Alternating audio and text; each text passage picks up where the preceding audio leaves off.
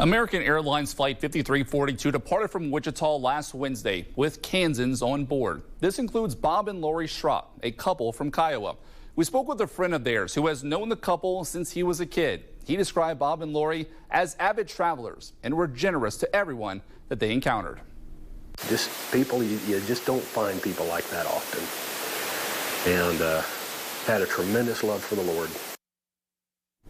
Michael says the Schrock's impact wasn't confined to just Kiowa. They helped out wherever they could go.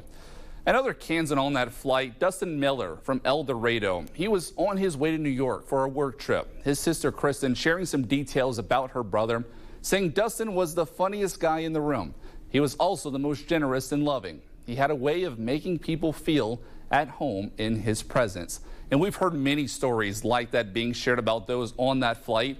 Over the weekend, dozens of family members of the 67 victims killed in that plane crash gathered for a memorial ceremony at the site where that crash occurred. Charter buses with a police escort brought the families to the banks of the Potomac River, where Reagan National Airport.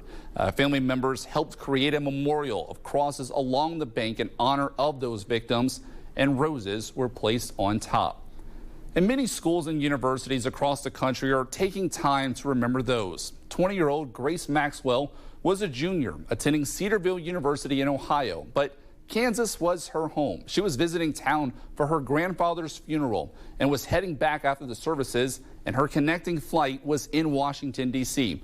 Grace was active in clubs and organizations and was studying mechanical engineering with a minor in biomedical engineering. Last week, Cedarville University's president shared an emotional message during a chapel service. So we grieve and we're sad, and we don't know why a young, bright, shining star was taken from us way too soon.